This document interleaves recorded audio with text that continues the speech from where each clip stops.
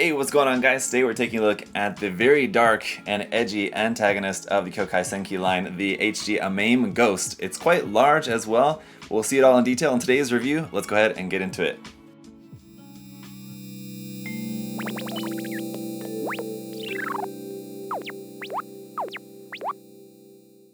Just taking a look at that box art there, I mean, there's no question that this is definitely the evil Amaim of this series. Just look at all that destruction, everything that's going on. It's got that big, massive claw weapon.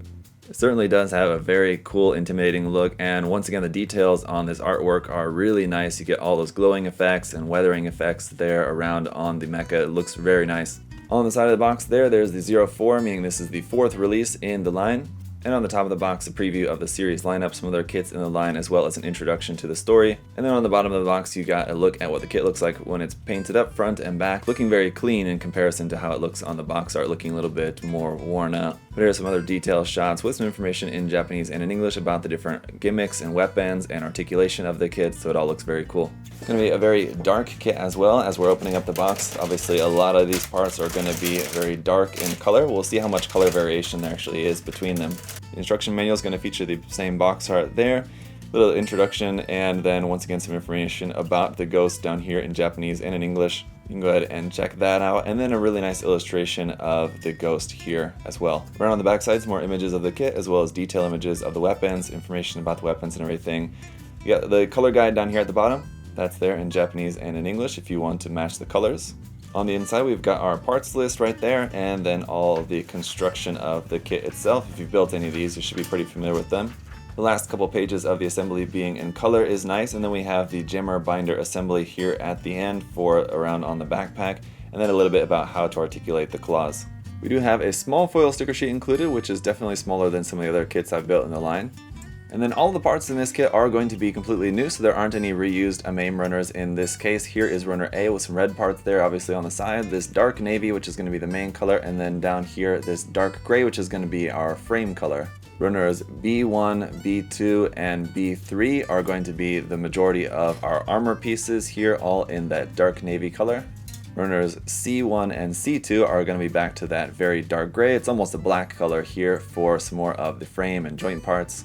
And then runners D1 and D2 are some parts here in a very dark, deep red color, which is going to look very nice as a nice little accent.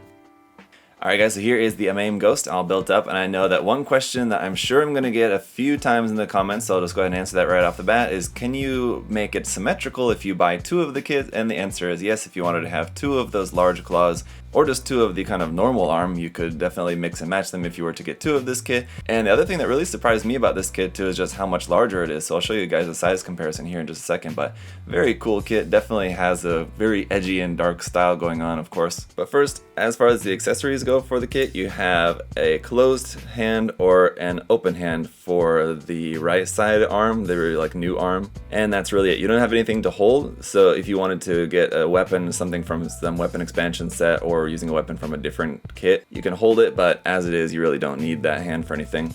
And also, just on our claw hand, a reminder that all the stickers that we have for this kit are just all right here on this hand. You have that circle one, and then these blue ones that go around on there, and those are the only stickers. So the rest of the kit, this is all just color separated. The asymmetry of the head, though, there's nothing you can do about that without any modifications. So even if you had 2 of the kit, you can't like stick a right side, left side ear onto the right side of the head. So you can't make that symmetrical unless you modify that. But there's a look. So like this is what I guess is what the original head design looks like, and then this is like the scarred side there, and it's pretty cool. Like the detail you can see up in there looks pretty interesting.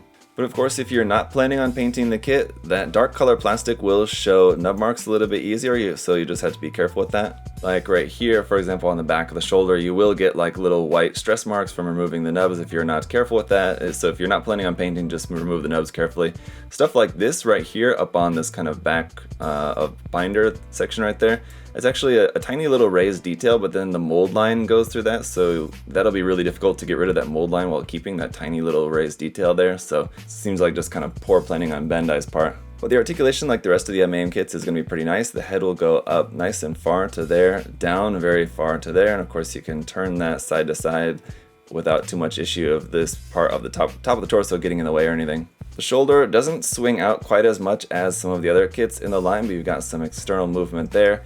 and then some kind of movement between this middle section and the actual shoulder. The binders on the back don't move up and down, but you can rotate them side to side, and then those open up like that on the back side. So those look pretty cool. You can open it all the way out to there, close it up. But you can get the arm raised up pretty high, and when you've got some rotation at the top there, and then kind of your normal bend of the elbow there, and then the big claw is just on a big ball joint there, and you have a hinge for that as well, and then each of the fingers has a joint in it, so you can bend those individually. So totally closed up, it's gonna look like that. The other arm works a little bit differently in that that's how much bend you're going to be able to get at the elbow, and then the wrist is just on a ball joint, so it's a little bit more kind of your basic HG kind of arm. In the torso we have a pretty nice back bend, forward bend very far, side tilt there, side to side, and some rotation between the top and bottom half of the body as well, so really nice articulation there. And then the same goes for the legs. The back skirt can move up and down. The legs will not have any problem moving up and back. You have a joint here and also a joint here, which is pretty tight there, and then each of the toes is also articulated like this, the claw parts anyway.